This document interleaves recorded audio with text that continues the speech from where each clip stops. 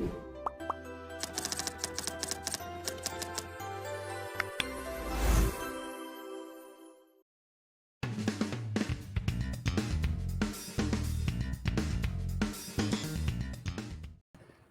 guys! So, ngayon is pag-aaralan naman natin ang Matplotlib. So, ang Matplotlib is gumagawa siya ng chart and graph. So, gumagawa siya ng data visual. So, gagawa niyang visual or graph yung mga data para mas madali itong intindihin.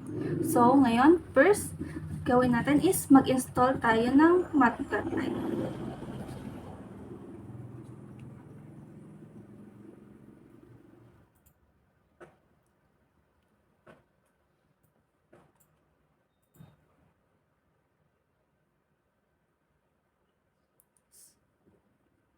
So, ayan. So, let's open Python.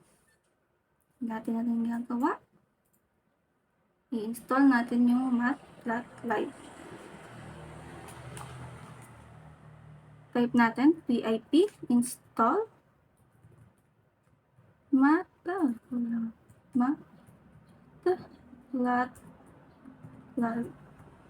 So, yan. Enter natin. So, again, ito yung pip. Siya ay package installer ni Python. So, ayan, na-install ko na siya before. So, kaya mabilis na lang siya. Pag kayo nag-i-install niyan, medyo may hintayin lang kayo ng onte. Pero, mabilis lang rin naman yun. So, ngayon, let's proceed na para sa ating paggawa ng graph. So, punta tayo sa idle.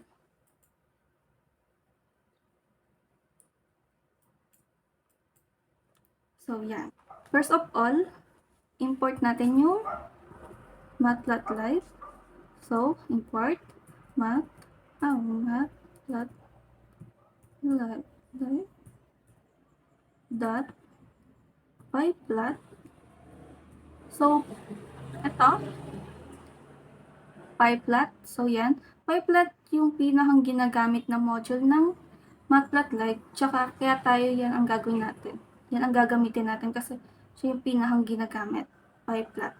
So, lagay natin as PLT. So, itong PLT is shortcut lang siya para hindi sobrang haba ng itatype mo na ganito, Matplotlib na pyplot. So, mas mapapabilis ka kasi imbis na itong maraming letters ang itatype mo, ito na lang PLT.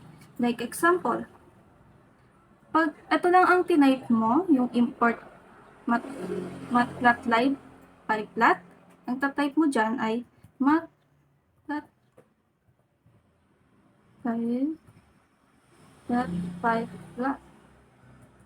Diba? Sobrang haba. Pero pag nilagyan mo ng as PLT, type mo lang PLT. So, ayan. Ito na itatype mo. Imbis na sobrang haba na ganito. So, yan. So, let's proceed na sa paggagawa ng ating graph. So, first of all, is lalagay tayo ng ating value, x and y value. So, let's add x is equals to isip tayo ng value ng x. Gawa tayo ng list. So, 1, 2, 3, 4. 4 lang. Yan. So, ngayon, y naman is equals to, gawa tayo ng list ulit. 10, 20, 15, and 30.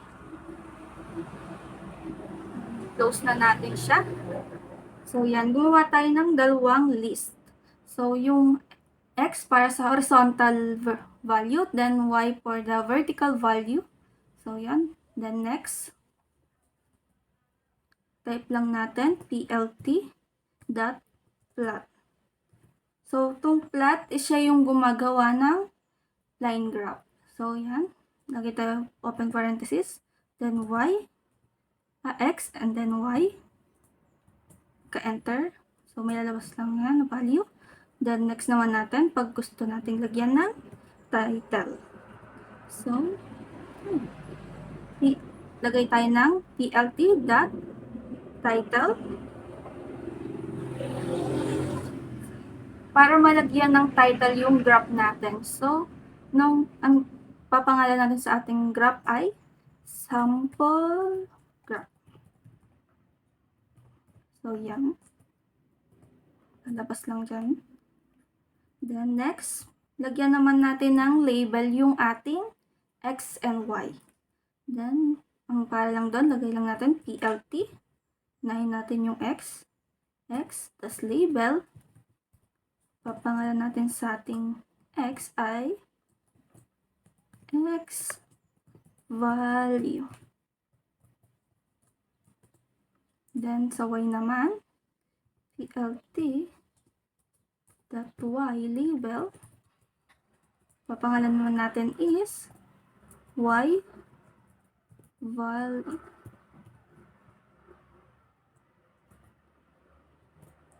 So, ayan, may pangalan na yung X and Y value natin. Again, yung Y natin is for vertical value and then yung X is for horizontal value. So, next. So, eto naman, dito na yung part na ipapakita natin yung graph. So, ang ito-type lang natin is PLT dot show open and close parenthesis. Then, pagka-enter, so, dyan na lalabas yung ating graph. So, kung makikita naman natin, yung X value natin is 1, 2, 3, and 4. Tignan natin dito. 1. So, ayun, katapat niya yan. Then, 2. Katapat niya rin ito. Then, 3. Yan, katapat niya. And 4. Yan. So, yung Y value naman natin, 10, 20, 15, 30. So, ayun, 10, 20, 15, and then yung ating 30. So, ayan, nakagawa tayo ng graph. So, diba, nag-enter tayo ng title, nandito yung title. Tapos yung Y value natin, pinangalan natin Y value, then nandito yung sa tabi. Tapos yung X value rin natin, nandito rin yung name niya. Diba? Para mas mabilis natin ma-identify kung alin dyan yung ating X value at ating Y value. So, ayan. Yan ang gumawa ng graph sa Python. So, I hope natutunan nyo kung paano gumawa ng graph gamit ang Matplotlib dito sa Python. And hindi lang naman yan yung kaya gawin ni Matplotlib. So, pag tignan natin, Matplotlib.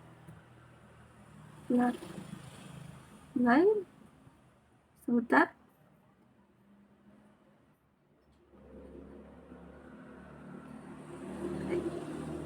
import pala muna natin si Matplotlib.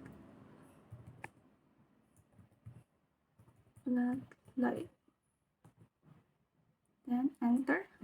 So, pag tingnan natin yan, Matplotlib. Pag that.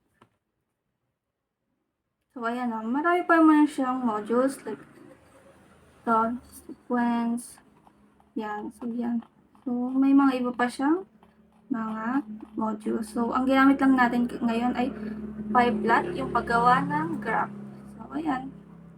I hope na may natutunan kayo and naintindihan niyo yung aking discussion. And that's all. Thank you for listening. Bye!